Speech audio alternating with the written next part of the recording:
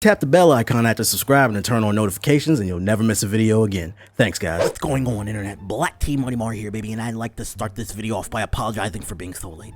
Listen, the first time that I watched the new COD trailer, I passed out, and I just happened to wake up from my coma now, okay? So please forgive me now. Before we get into the new Call of Duty trailer, I just wanted to mention that there's this new website that I came across called CODGO.com. It's a place where you can bet on Call of Duty skins. I just won a small pot worth $50 in skins. I swear to fucking God, I have nothing to do with this site. I just think it's really cool. Check it out at CODGO.com to get that rare, elusive bacon skin, baby. Now back to the Call of Duty.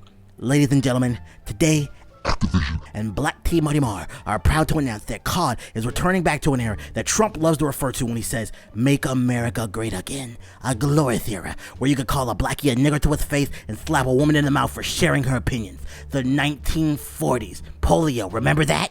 We're going back to World War II, an amazing time where a hamburger cost 10 cents and the hard-working middle-class white man wasn't discriminated against with affirmative action. Roll the tape, baby. Did you guys know that Christopher Columbus sailed the ocean blue in 1492, and he wanted you to discover and wiggle and jiggle on that like butt, baby. So as you can see, there are no niggers on the boat. That's because Sledgehammer Games wanted to go for an authentic 1940s feel. This means the colored people will be segregated into their own battalions because even though the entire world was at war a second fucking time and it was caused by white man and they could have used the extra men in combat, the white American male in 1940 was so arrogant, so prideful, that he wouldn't let a baboon sit next to him on the boat, and he damn for sure wouldn't die next to the blackie. Plus, we know, black people can't swim anyway. They couldn't storm the beach of the Normandy if they wanted to. As you can see, there's some of the most impressive graphics of 2017.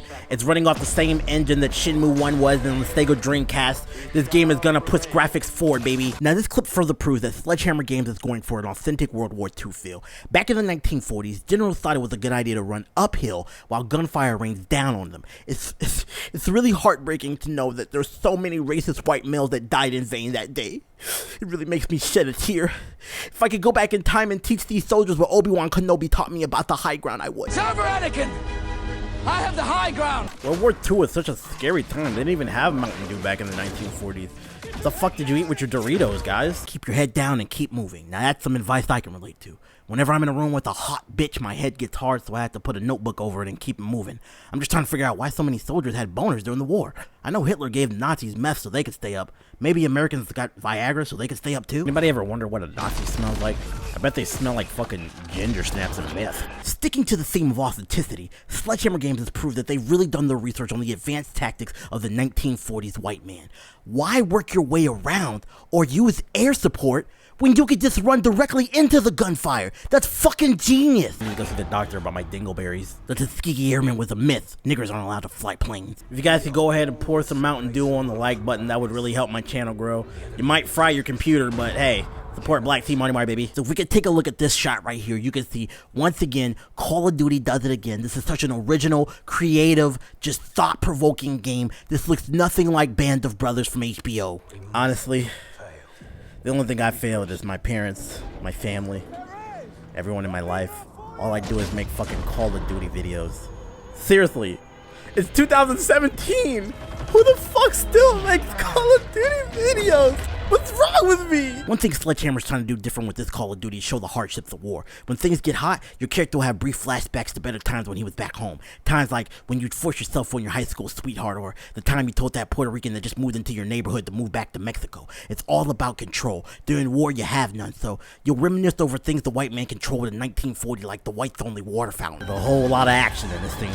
I haven't seen any action in my life because I'm a loser Call of Duty virgin bitch. Now that there was a metaphor for the black woman. Him falling into that dark void represents every man diving into their first piece of black pussy. You become entrenched and trapped in a moist fantasy that you can't escape, nor do you want to because you love it. And that's what it looks like after you have sex with the black pussy. Your fucking crotch just gets on fire, baby. If you didn't just hear, the mission is the most important thing in this game. That's why during your off time, you can do a missionary with one of the hot French hookers on the Western Front in exchange for a few cigarettes you have lying around. I could really use some Mountain Dew and Doritos right now, baby. Going back to authenticity, as you can see in this scene, you'll have the option to walk in the shoes of a hypocritical 1940s white male. One moment you'll be on your knees praying to God just like this fella, and the next you'll be using that same exact God you worship as justification for terrorizing people of color. I love the 40s. I don't know what the hell he was praying for, but All I'm praying for is for a decent Call of Duty, because God knows that Infinite Warfare was one giant fucking shit stain that nobody wanted to fucking play. There's gonna be moments in the game where you run out of cigarettes and you have to challenge a fellow soldier to a 1v1 me bro on the Eastern Front. In these battles, you'll be able to access your full strength and bash an enemy's skull in, but you have to play a mini game where you remember harsh memories of the 1940s before the war in order to trigger your anger and increase your strength. Activision told me that you have to relive harsh memories before the war, such as the time that black fella looked at your pure white wife, or the time you had to sit near the back of the bus with the niggers. War can be just an ugly thing, man. It's just so... That's right, white man can accomplish anything alone. Except for Donald Trump, he's a fucking draft dodger, he's a little bitch. Welcome to the bloody first. It's a nice tan you got there, boy. Call of Duty World War II. Yeah, it's coming out August 8th. And there is no fucking beta. Appreciate you coming through to check out my video. Hopefully you enjoyed the content. If so, then please remember to hit the like button, comment, subscribe, and share. Those 4 elements help a brother's channel grow. If you want to check out some more of my content, then feel free to click one of the thumbnails to the right of me. They're accessible via desktop and mobile. But if you still need more content to quench your thirst, then try subscribing to my second channel over at youtube.com/GIupdates. We release new gaming, anime, comics, music, and sports content that I think that you'll like. We do it on the regular. That's youtube.com/GIupdates. There's a link in the description box below. Let it bless you.